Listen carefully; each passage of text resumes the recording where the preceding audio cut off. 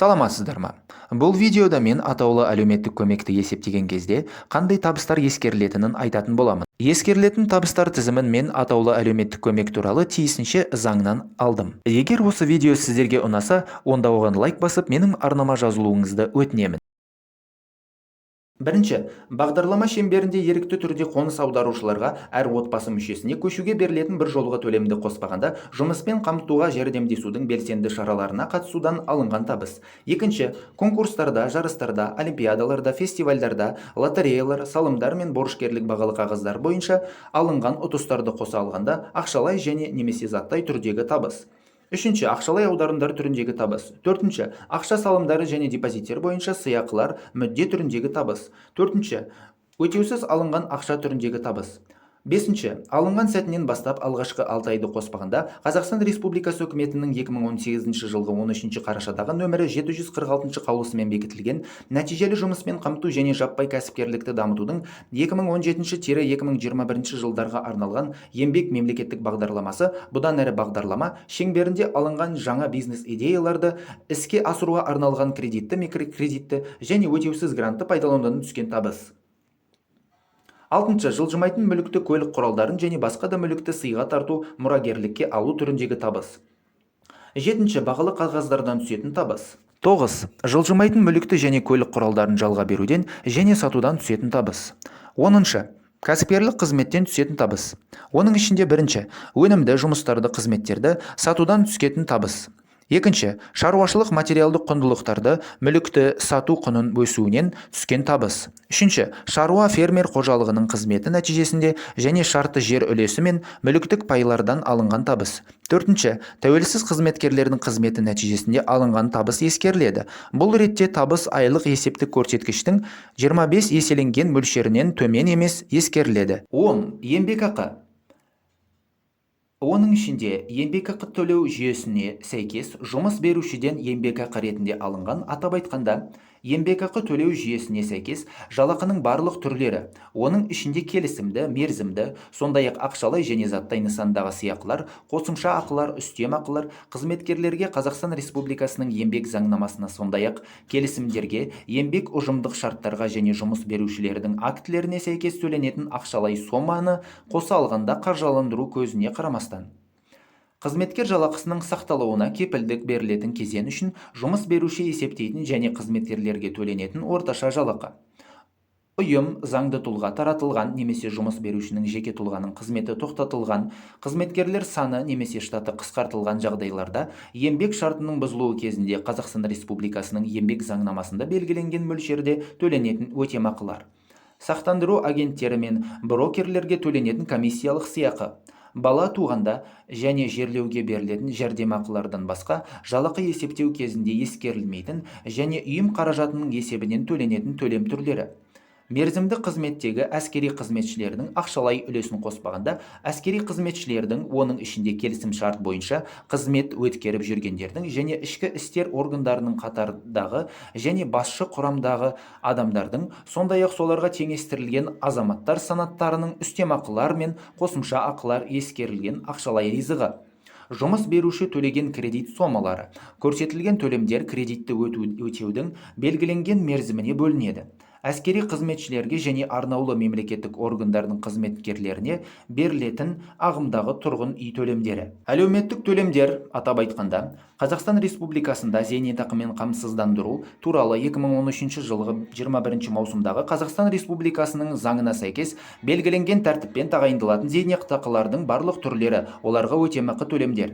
16 жасқа дейінгі мүгедек балаларға мүгедектігі бойынша мемлекеттік әлеуметтік жәрдемақыдан және бірінші, екінші, үшінші топтардағы 16 жастан 18 жасқа дейінгі мүгедек балаларға берілетін мүгедектігі бойынша мемлекеттік әлеуметтік жәрдемақылардан басқа мүгедектігі бойынша асыраушысынан айырылу жағдайы бойынша берілетін мемлекеттік әлеуметтік жәрдемақылар.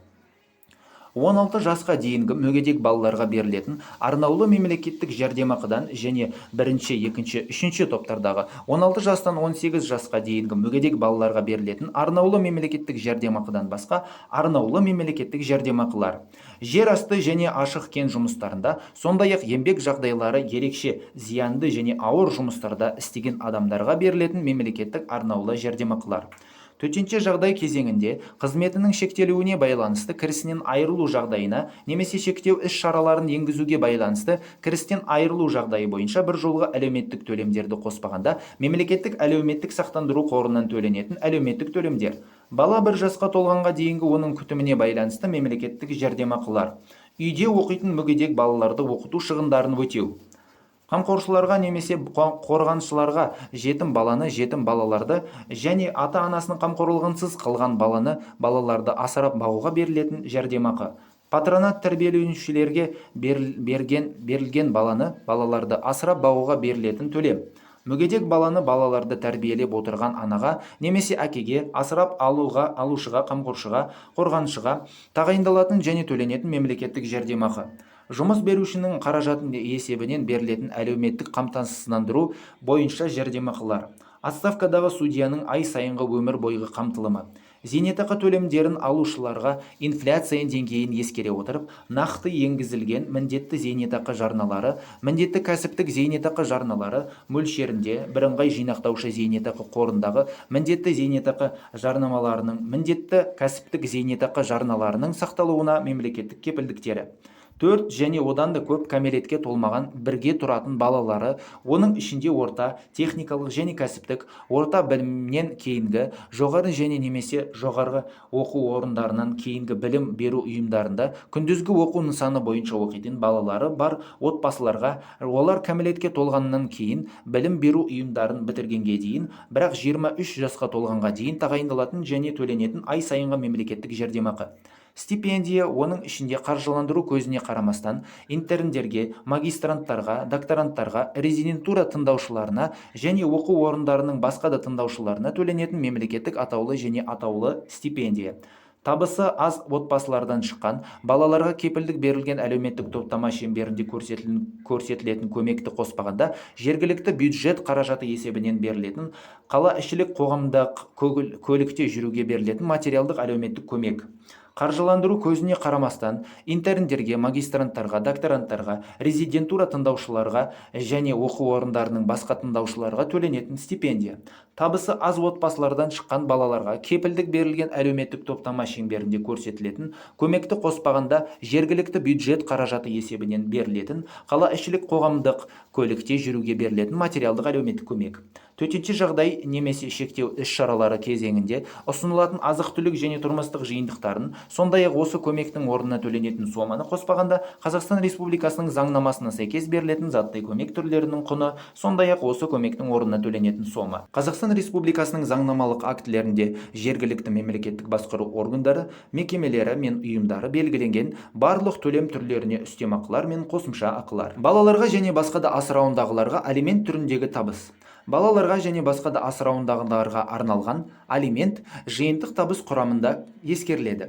Алименттер, сондай-ақ алимент төлеушінің жалақысын қайта есептеуге байланысты алынған алименттің қосымша сомасы отбасының жиынтық табысында олардың алынған уақыты бойынша ескеріледі. Отбасы мүшесі алатын алименттер отбасының жиынтық табысында ескеріледі, ал отбасы мүшесінің басқа отбасында тұрып жатқан балаларға төлейтін алименттері табысынан алынып тасталынады.